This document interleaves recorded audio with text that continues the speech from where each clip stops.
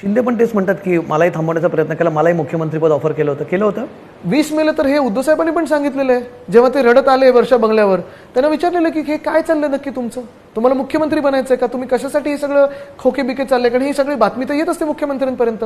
आणि त्यांनी तेव्हा सांगितलेलं नाही मी तर नुसतं थोडं भाजपला फसवण्यासाठी करतोय, माझ्यावर खूप प्रेशर आहे.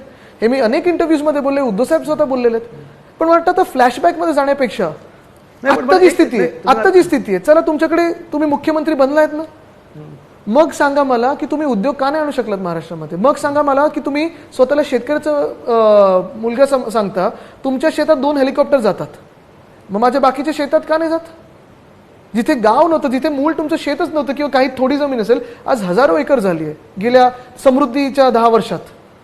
हे सगळं होत असताना बाकीचे शेतकरी का आत्महत्या करतात.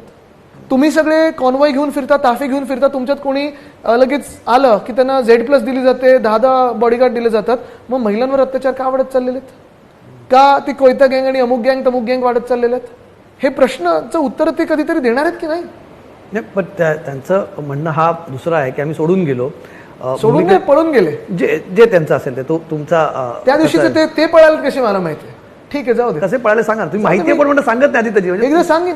नाही, हे न सांगण्यामागचं कारण काय. एकदा सांगेन मी.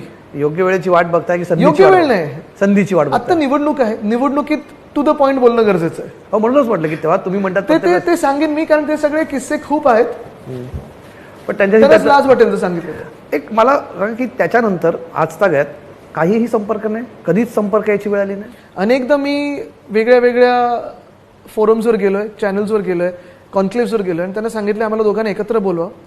मी गद्दारीबद्दल एक शब्द नाही काढणार, आमच्याबरोबर काय केलं ते नाही काढणार, महाराष्ट्राबद्दल ते करत आहेत त्याच्यावर बोलेन, चर्चा करेन. मी व्यक्तिगत म्हणतो संपर्क कधीच झाला नाही. त्यानंतर त्यांच्याशी कधी बोलण्याचा लोकांबरोबर संपर्क करून काय उपयोग आहे. कधी वाटलं नाही की बाबा कधी बोलावं राजकारणाच्या बदलती परिस्थिती. काय त्यांनाही माहिती ते का पळाले, आम्हालाही माहिती ते का पळाले.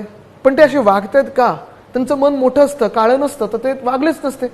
पण जर तर आता विचारून काय आहे, त्यांचं मन छोटं आहे, मन काळं आहे.